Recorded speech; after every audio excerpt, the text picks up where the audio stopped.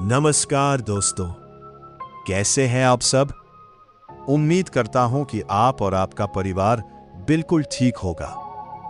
दोस्तों, आज मैं आपको जो कहानी सुनाने जा रहा हूं, उसे सुनने के बाद शायद आप कभी भी रात के समय किसी अनजान आवाज का पीछा नहीं करेंगे। ये कहानी मुझे गुवाहाटी, असम से रहने वाले एक लड़के ने भेजी थी। उसने मुझसे सिर्फ एक बात कही, भैया मेरा नाम मत बताइए, क्योंकि आज भी मुझे लगता है वो चीज मुझे ढूंढ रही है।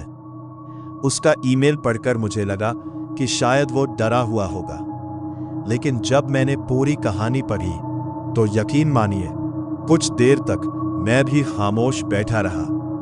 तो अगर आपका दिल मजबूत है, हेडफोन लगा लीजिए, कमरे की लाइट थोड़ी धीमी कर दीजिए और तैयार हो जाइए, क्योंकि अब जो कहानी आप सुनने जा रहे हैं वो शायद आपकी सोच बदल दे। मेरा नाम बदलकर आप करण मान सकते हैं। मैं गुवाहाटी में रहता हूं। मुझे हमेशा एडवेंचर का शौक था। मैं और मेरे 3 दोस्त अक्सर नई नई जगहों पर घूमने जाया करते थे। एक दिन हमारे ऑफिस के सिक्योरिटी गार्ड ने हमें एक पुराने जंगल की कहानी सुनाई। उसने कहा, उस जंगल में रात के बाद अगर कोई तुम्हारा नाम लेकर बुलाए तो कभी जवाब मत देना। हम चारों हंस पड़े। हमें लगा ये भी कोई पुरानी अफवाह होगी। 2 दिन बाद शनिवार की रात हमने उसी जंगल में जाने का प्लान बना लिया। रात के करीब 11:30 बजे हम जंगल के बाहर पहुंच गए।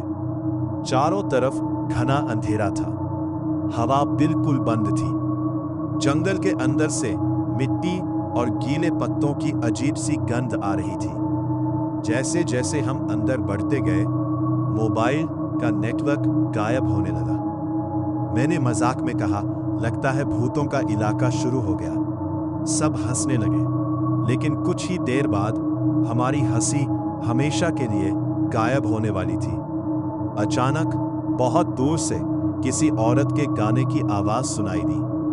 आवाज इतनी मधुर थी कि कुछ पल के लिए लगा कोई सचमुच गा रहा है। मेरे दोस्त रवि ने कहा, चलो देखते हैं कौन है। जैसे ही हम उस आवाज की तरफ बढ़े, आवाज अचानक बंद हो गई। अब पूरे जंगल में फिर से सन्नाटा था। तभी मेरे पीछे से किसी ने बहुत धीरे से मेरा नाम लिया, करण।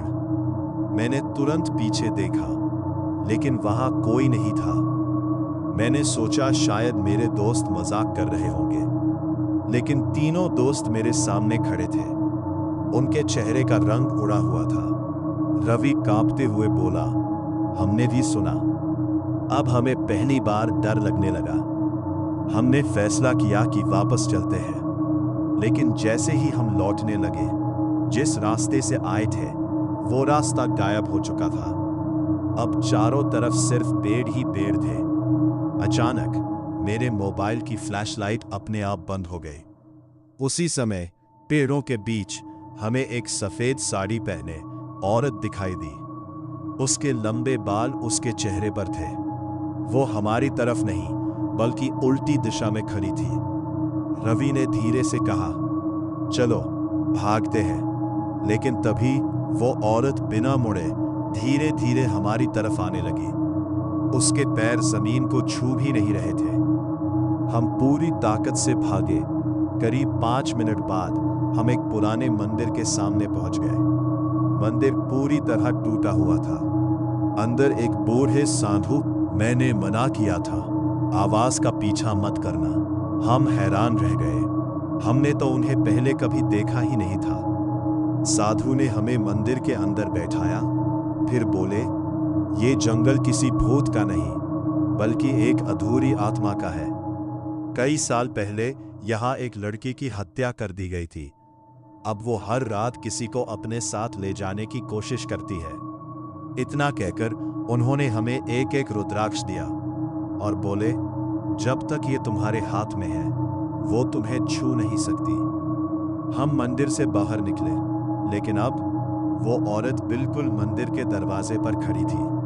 उसने पहली बार अपना चेहरा ऊपर उठाया। उसकी आंखें पूरी तरह काली थी और होठों पर एक अजीब सी मुस्कान थी। उसने सिर्फ एक बात कही, आज नहीं, लेकिन फिर मिलेंगे। अचानक तेज हवा चली और वो धुएं की तरह गायब हो गई। हम किसी तरह जंगल से बाहर निकल आए। आज उस घटना को 3 साल हो चुके हैं।